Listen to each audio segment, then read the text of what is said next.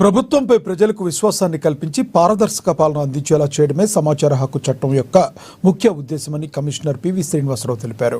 వనపర్తి జిల్లా కేంద్రంలో కలెక్టరేట్లోని సమావేశ మందిరంలో సమాచార హక్కు చట్టం 2005పై అవగాహన సదస్సు నిర్వహించారు. పౌర సమాజంలో అనేక వ్యక్తులు ఆలోచనల నుంచి పుట్టిందే ఈ సమాచార హక్కు చట్టమని తెలిపారు. పిఐఓలు, ఏపీఐఓలు సమాచార హక్కు చట్టం అంటే తప్పించుకునే ధోరణి వదిలేయాలని తెలిపారు. ఈ చట్టాన్ని అర్థం చేసుకుని ఆర్టీఐ దరఖాస్తుల పరిష్కారంలో రాష్ట్రాన్ని నెంబర్ 1 స్థానంలో నిలబెట్టేలా చేయాలని సూచించారు.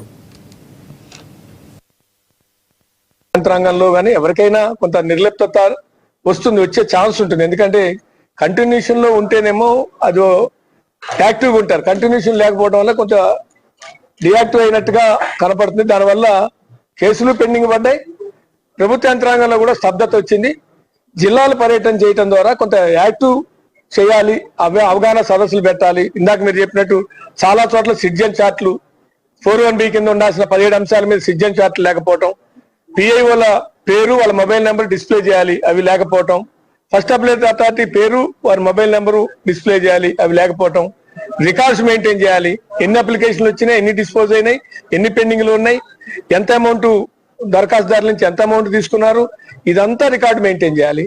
ఒకవేళ రిజెక్ట్ చేస్తే ఏ సెక్షన్ల కింద అతను దరఖాస్తును రిజెక్ట్ చేశారు, 81J కింద రిజెక్ట్ చేశారా, దేనికోసం రిజెక్ట్ చేశారు, ఎవ్రీథింగ్ రిజిస్టర్ మెయింటైన్ 1, 2, 3, 4 ఇందాక అయోధ్య రెడ్డి గారు చెప్పినట్టుగా అవగాహన సదస్సులో దానికి ఎన్ని రికార్డులు మెయింటైన్ చేయాలో కూడా నిర్దిష్టమైనటువంటి చట్టంలో ఉంది.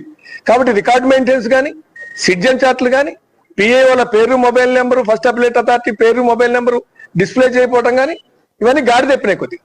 కాబట్టి వీటిని కొంత యాక్టివ్గా కమిషన్ యాక్టివ్గా పనిచేయడం ద్వారా అందరూ అలర్ట్ అవుతారు. ఎవరిని దీంట్లో దోషులనో లేకుంటే ఎవరో కాదు, ఒక నిర్లక్ష్యం వస్తుంది సహజంగా.